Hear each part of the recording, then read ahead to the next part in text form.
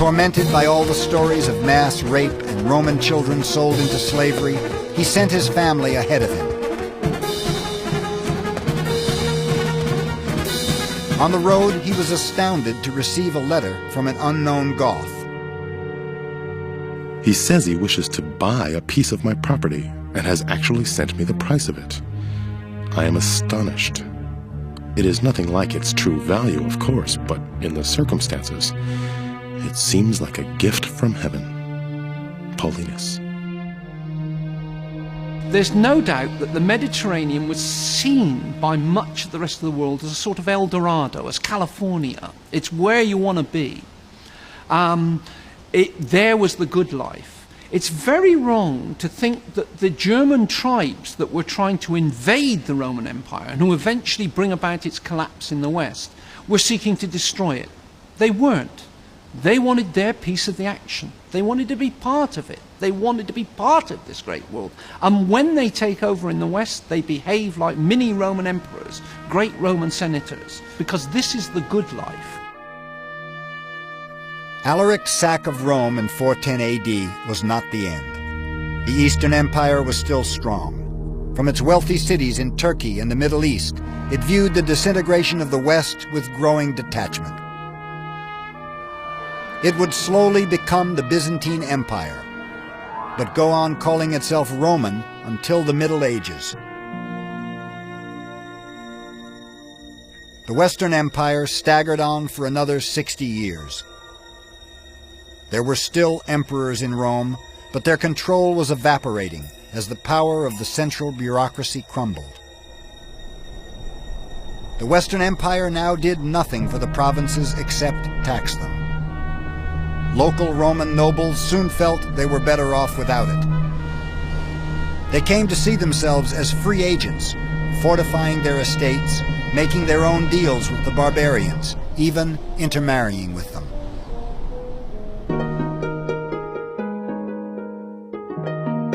This was the birth of medieval Europe, an anarchic world where local barons owed allegiance to few and built their own fiefdoms.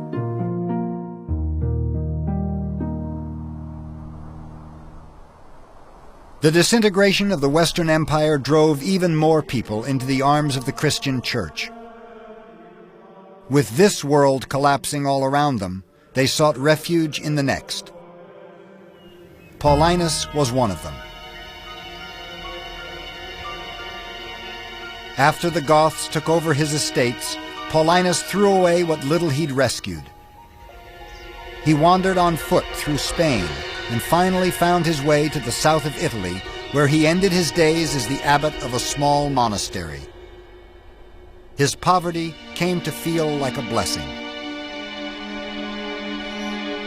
I visit cities infrequently these days and have grown to love the intimate remoteness of the silent countryside.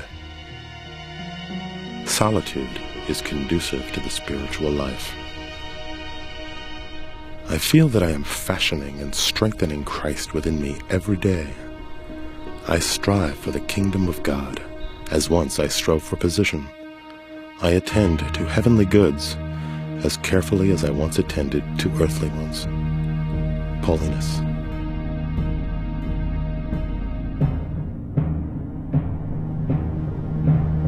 Everywhere, people were turning their backs on Rome.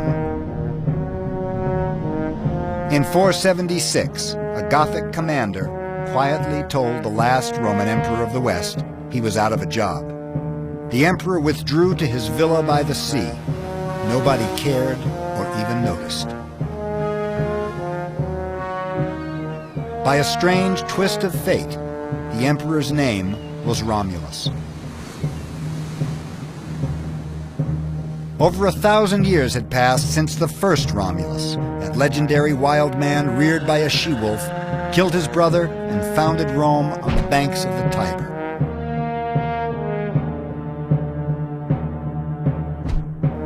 In the millennium in between, Rome had grown from a tiny, primitive backwater to ruler of the Western world.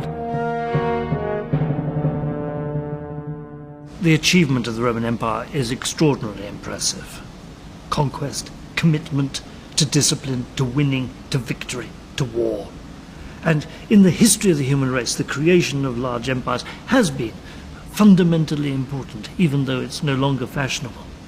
The creation of peace, the creation of law, order, the institutions of Senate, the creation of money, democracy, elections, voting, all these, even if some of them are only the perpetuation of the Greek tradition, have been fundamental in modern European culture. With Rome's passing, the West's long love affair with its memory began.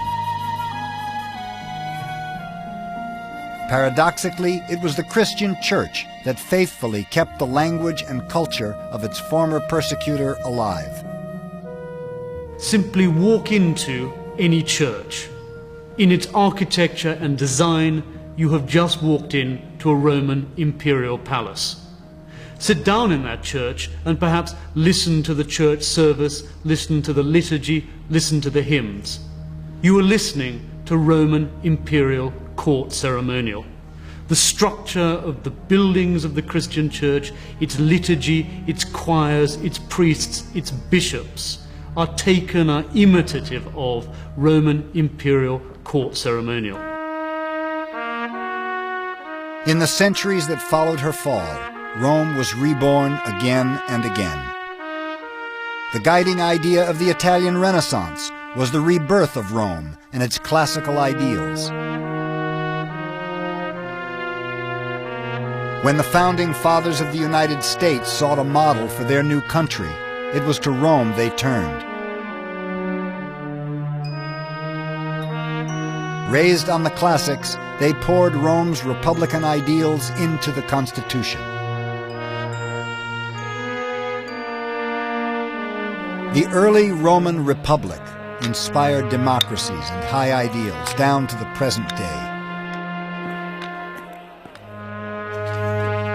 But the empire it became left a very different legacy.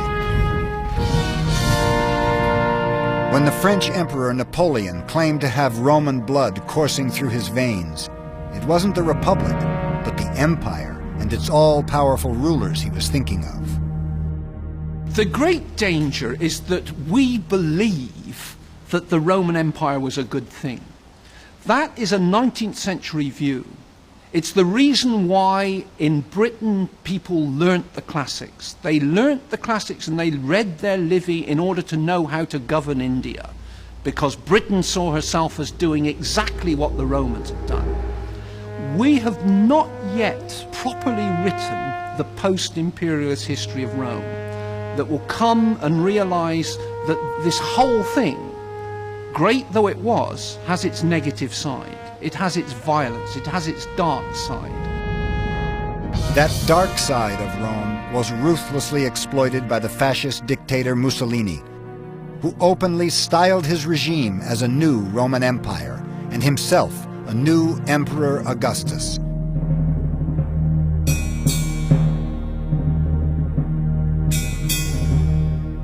For both good and bad, the whole Western world has grown up in Rome's towering shadow.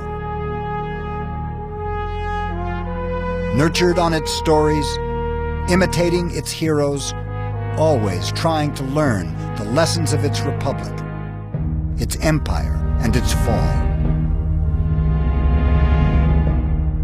Rome, ruthless in its lust for power, insatiable in its ambition, revolutionary in its political ideals. Its soaring spirit has never died. Rome's power and glory have branded themselves on the Western imagination forever.